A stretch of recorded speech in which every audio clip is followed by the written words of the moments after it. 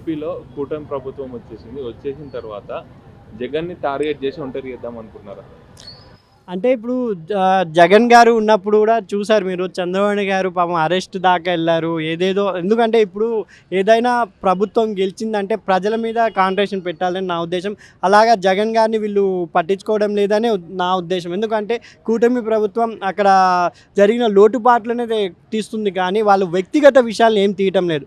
ప్రజల పరిపాలనలో ప్రజలకు మంచి చేశారా చెడు చేస్తారా ఆ ఉద్దేశంతోనే ఒక్కొక్క నాయకుడి మీద కేసులు బయటకు వస్తున్నాయి. ఎందుకంటే ఒకరైతే సొంత పరిపాలనలోనే తిన్నట్టు, ప్రజలకి ఏమి ఇవ్వకుండా, అంటే అక్కడ పంచాయతీ లెవెల్లో జరిగినట్టు ఇవన్నీ చూపిస్తున్నారు. కాబట్టి టార్గెట్ అని కాదు, అక్కడ వైసీపీ వాళ్ళే భయపడి అంటే ఇవి నిజాలు ఎక్కడ బయటకు వస్తాయని చెప్పి పార్టీ మారుతున్న వాళ్ళు కొంతమంది ఉన్నారు, రాజీనామా చేసిన వాళ్ళు కొంతమంది ఉన్నారు. విజయసాయి రెడ్డి గారు ఎందుకు రాజీనామా చేస్తారో ఆయన కారణం చెప్పలేదు. నేను రిటైర్ అయిపోతున్నాను అనిపిస్తుంది అని చెప్పారు. కాబట్టి విజయసాయి రెడ్డి గారు నిజంగా జగన్ గారి కేసులో A1 జగన్ గారు, A2 విజయసాయి రెడ్డి గారు. కానీ విజయసాయి రెడ్డి గారు ఆయన నిజంగా ఒక విషయం అదే మేబీ అంటే ఇప్పుడు ప్రభుత్వంలో పవన్ కళ్యాణ్ గారు కూడా దూకుడుగా వివరిస్తున్నారు. కలెక్టర్లు అందరూ సపోర్ట్ తీసుకొని గత ఎమ్మెల్యేలు ఏమన్నా తప్పులు చేశారు అవన్నీ తవ్వుతున్నారు. కాబట్టి దానికి భయపడి చేశారా ఏంటనేది మనకు తెలియదు. కాబట్టి కానీ విజయసాయి రెడ్డి ఒక వైఎస్ఆర్సీపీ పార్టీలో సెకండ్ లీడర్, అంటే జగన్ గారి తర్వాత అధ్యక్షుడు, ఒక ముఖ్యమైన స్థానంలో ఉన్న అతను రాజీనామా చేయడం ఆ పార్టీకి దెబ్బ అండి. నిజంగా జగన్ గారు ఏదైనా మాట్లాడి గట్టిగా నిలబడితే కంబ్యాక్ ఇవ్వగలుగుతారు. ఎందుకంటే జగన్ గారు ఇప్పటికీ చెప్తున్నాను నేను, జగన్ గారు చేసిన ఏంటంటే అభివృద్ధి పక్కన పెట్టి పథకాలు ఇచ్చారు. దానివల్ల పాపం ఇప్పటికీ జగన్ గారిని ఆదరించే వాళ్ళు ఉన్నారు. కానీ ఆయన తోటి ఎమ్మెల్యేల వల్ల ఆయనకి బ్యాడ్ నేమ్ వచ్చింది. కొడాలి నాని కానీ, రోజా గారు కానీ, వీళ్ళు వ్యక్తిగతంగా ఇప్పుడు ప్రజల తరఫున మాట్లాడింటే అందరి హ్యాట్సప్. పవన్ కళ్యాణ్ గారి వ్యక్తిగత జీవితం, చంద్రబాబు నాయుడు గారి వ్యక్తిగత జీవితం గురించి మాట్లాడడం వల్లే ఈరోజు జగన్ గారికి పరిస్థితి వచ్చింది. ఆయన వల్ల కాదు, జగన్ గారి వల్ల కాదు. ఆయన పాలనలో ఆయన ఒక స్ట్రైట్ ఫార్వర్డ్గా పవన్ కళ్యాణ్ చంద్రబాబు నాయుడు టకఫార్ ఇస్తూ వచ్చారు. కానీ వాళ్ళ తోటి ఎమ్మెల్యేలు కూడా సపోర్ట్ చేసింటే జగన్ గారికి ఎక్కువ, ఎందుకంటే తిట్ల పురాణ మంత్రులు అనే పేర్లు వచ్చేసినాయి.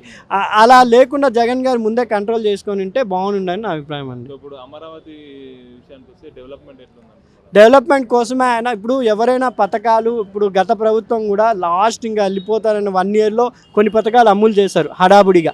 కానీ అలా కాకుండా చంద్రబాబు నాయుడు గారు ప్రెస్ మీట్ పెట్టి మరి 6 అనేది కొంచెం ఈ పథకాలు అనేది కొంచెం మీకు ఈ ఇయర్ ఇవ్వకపోవచ్చు కానీ ఇస్తాం, కంపల్సరీ హామీ తీరుస్తాం.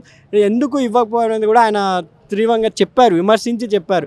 ఏమని ఈ అమరావతి డెవలప్ కోసం దావోస్ వెళ్ళాము, అక్కడ బడ్జెట్ అన్నీ రాబోతున్నాయి, వాళ్ళకు కూడా సహకరించాలి. కాబట్టి ఫస్ట్ మేము అభివృద్ధికి పూనుకున్నాం, తర్వాత మీకు పథకాలు కూడా ఇస్తామన్నారు.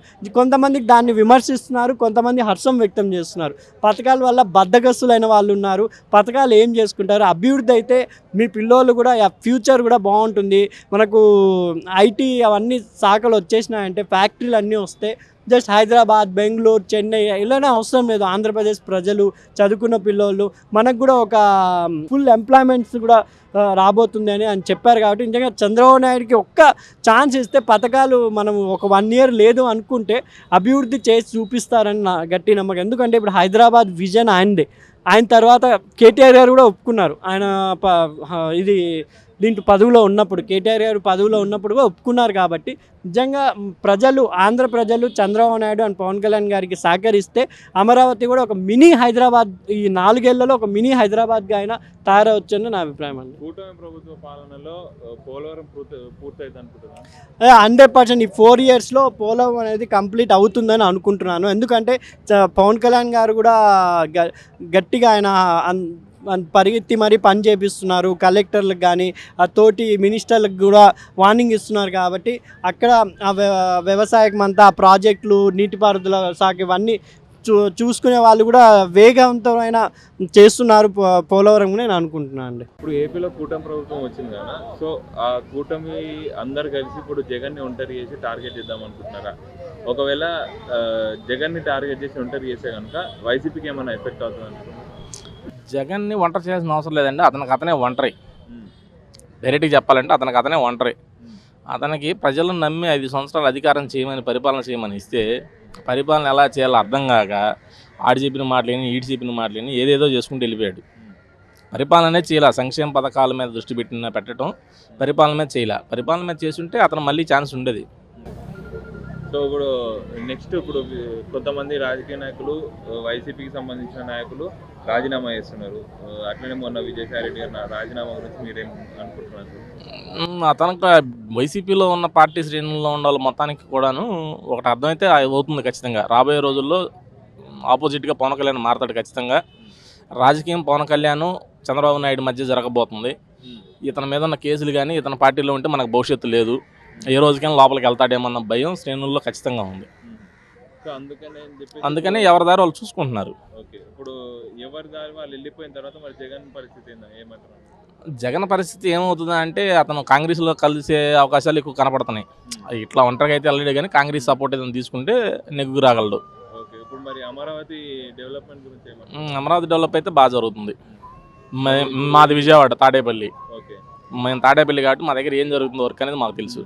బ్రహ్మాండంగా డెవలప్మెంట్ చేస్తున్నారు. మీరు ఇంకొక సంవత్సరంన్నరలో అమరావతిలో కొన్ని రూపురేఖలు చూడబోతారు. ఇప్పుడు ఈ కూటమి పాలనలో పోలవరం పూర్తయింది అనుకుంటున్నారా?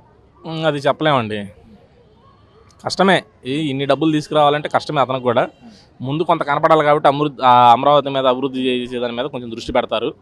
ఈ సంక్షేమ పథకాలు అన్నీ అమలు చేయాలి కదా, దాని మీద దృష్టి పెడతారేమో. కానీ ఆ పోలవరం ఇప్పుడైతే అవదేమో అనుకుంటున్నాం మేము. సో ఏపీ మొత్తంలో ఇప్పుడు డెవలప్మెంట్ ఎట్లుంది? రోడ్లు కానీ రోడ్లు ఏమైనా వేసారా? రోడ్లు అయితే బాగా ఉన్నాయి. ఇప్పుడు ప్రజెంట్ రోడ్లు అన్ని చోట్ల రోడ్లు బాగా వేస్తున్నారు, గుంతలు పూడుస్తున్నారు. అన్ని డెవలప్మెంట్ అయితే కొంచెం రోడ్ల పరంగా బాగుందండి. ఇంతకు ముందు కన్నా కూడా ఇప్పుడు చాలా బాగుంది. ఇంతకుముందు ఎక్కడికన్నా వెళ్ళాలంటే ప్రాణ అరచేతిలో పెట్టుకుని పోయే పరిస్థితి ఉంది. ఈరోజు ఆ పరిస్థితి లేదు చాలా మటుకి. నెక్స్ట్ సీఎం అవుతాడు, ఇది మాత్రం పక్క. సో ప్రజెంట్ ఆయన్ని డిప్యూటీ సీఎం గానీ వద్దంటున్నారు కదా, మరి దాని గురించి ఏం చెప్తారు? ఏదో కక్షతో చేస్తున్నారు కానీ అదేం లేదు. తను దిగాడు, మంచి పరిపాలన ఏదైనా ముందుండి అడిగేసాడు కాబట్టి ఏదైనా మంచి చేస్తాడని నేను అనుకుంటున్నా. నెక్స్ట్ సీఎం అయితే అంతకంటే ఇంకా గొప్ప విషయం ఏమని చెప్పండి. నారా లోకేష్ కి ఎక్కువ సపోర్ట్ చేస్తామని చాలా మంది అంటున్నారు టీడీపీ వాళ్ళు. ఏదో కుట్ర జరుగుతుంది బ్రో మొత్తానికి. మొన్నటిదాకా పవన్ కళ్యాణ్ గెలిపించారు, ఇప్పుడు మళ్ళీ లోకేష్ మీద పడ్డారు. అవన్నీ కుట్ర. అంటే ఇప్పుడు టీడీపీ వల్ల పవన్ కళ్యాణ్ బలం వచ్చిందా, పవన్ కళ్యాణ్ వల్ల టీడీపీకి బలం వచ్చింది అంటారా? పవన్ కళ్యాణ్ వల్ల చంద్రబాబు కలిసి వచ్చిందని చెప్పాలి. ఎందుకంటే పవన్ కళ్యాణ్ లేకపోతే చంద్రబాబు నాయుడు గెలిచేవాడు కాదు. అది అంటే ఒకవేళ నిజమైన రాజకీయ నాయకుడు దేవుడు అంటే ఎవరు అంటారు? దేవుడు అంటే ఇంకా పవన్ కళ్యాణ్. ఏదైనా మంచి చేయడానికే దిగాడు బ్రో పవన్ కళ్యాణ్. చెడు చేయడానికి మాత్రం కాదు. ఏదైనా ఇంతకు జై జనసేన, జై పవన్ కళ్యాణ్ అన్న.